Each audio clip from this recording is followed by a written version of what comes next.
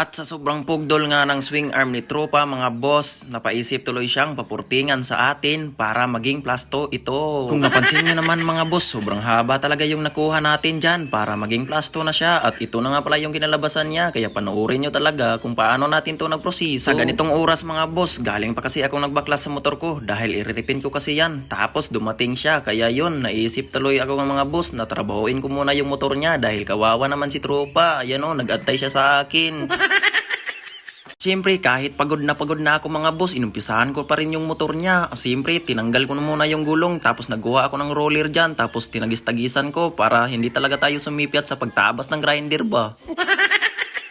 At sa ditong bandang ito mga boss, hindi ko na pinatagal-tagal talaga dyan kasi ayan, tinabas ko na talaga kasi sobrang hapon na kaya baka maabutan kami ng gabi, hindi na makita sa aking mga mata. Dahil nag-fast forward tayo sa pagtabas mga boss, di madali lang talaga matapos kaya sobrang dumi na nga yung kamay ko kasi wala talaga tayong gloves dyan. Kaya ayan, nagkuha na ako ng pang-porting tapos tinabasa natin ng konti para babaliin lang natin yan para mas madali talaga yung proseso. At sa ganitong trabaho mga boss, kailangan mo talagang hindi kahit mahilig sa magjakol-jakol kasi sabi ng lula ko mga boss, kapag mahilig ka daw sa jakol, sobrang kurog daw ng kamay mo, kaya kapag ganito yung trabaho mo, mahihirapan ka talaga. At hindi lang sa mahirap, baka iba yung magawa mo dyan, baka maging utena.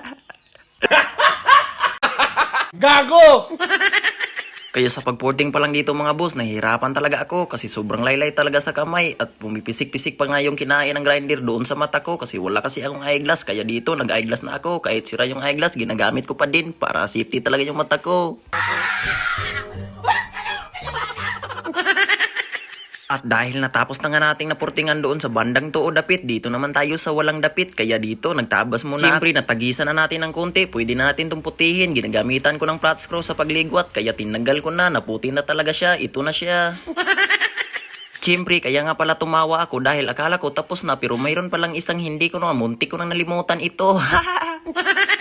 Sa bandang ito mga boss, hinipos ko na nga pala yung mga bleed ng ating mga barina dahil tapos na pala. At ito na nga pala mga boss para makuha talaga natin yung mga sukat ng gusto natin. Kaya itinisting ko muna at ikinabit ko muna yung gulong. Pero parang may mali talaga mga boss dahil ito yun, nakalabas talaga yung adjuster niya. At syempre kahit butol tayo sa mga boss, meron naman akong utak dito kung paano to diskartiin para makabit talaga natin, ma-full adjust talaga natin. Kaya ito, pinutol ko na talaga yung adjuster tapos idinugtong natin to ulit mamaya kaya putulin muna natin. At sa bandang ito mga boss, parang napasok na talaga yung kamot ko kasi wala talaga tayong gloves dyan pero okay lang yan kasi ito na nga, napasok na talaga itong kamot ko.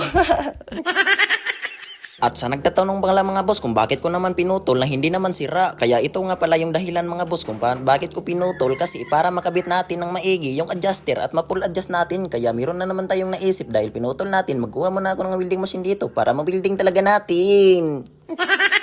At habang nagtrabaho ako ng motor mga boss, pumunta pa nga pala yung igagaw ko dito kasi naghiram siya ng tools sa akin kasi sobrang luwag daw ng kadena niya kaya pinahiram ko. Kaya ito, hindi natin kalimutan magtaod ng ating eyeglass mga boss ba, antipara ba, para maligo tayo sa dagat mamaya. At ito, hindi ko na pinatagal-tagal talaga dito ba, niready ko na nga pala yung ating welding machine tapos tinisting ko. Nako, may problema mga boss, logo siya mo spark. Kaya pala kasi natambay kasi ito ng isang taon mga boss kaya parang kinalawang nakaata yung kanyang mga wire doon sa loob ba, baka nilumot na ba. Gago!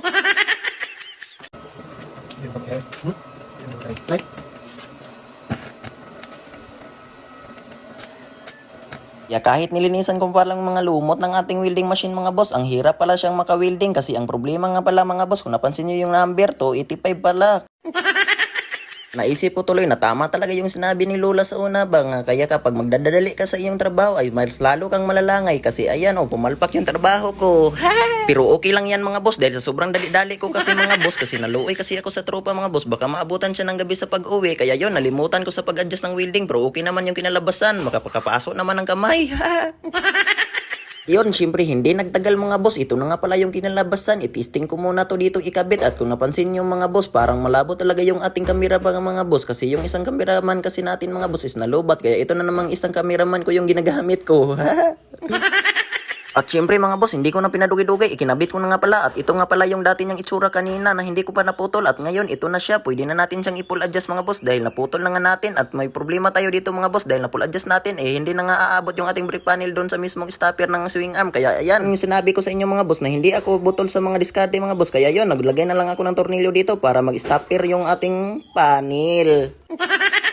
At dahil nga tapos na nga nating na-DIY yung ang swing arm ni tropa mga boss, ayan, gumala muna kami para magpabugnaw kami doon sa daplin ng krasada ba. Kaya ayan, ipakita ko muna sa inyo ng kinalabasan ng web niya. Oh, parang plasto na talaga yung swing arm niya ba. Sana magugustuhan ni tropa yung ginawa natin sa pagdiin ng swing arm niya mga boss. Ayun lang pala mga boss, bago matapos yung ating video, huwag niyong kalimutan paki-like and share sa ating video at shoutout na din sa inyo mga boss. Ingat, bigyan mo na ng montage.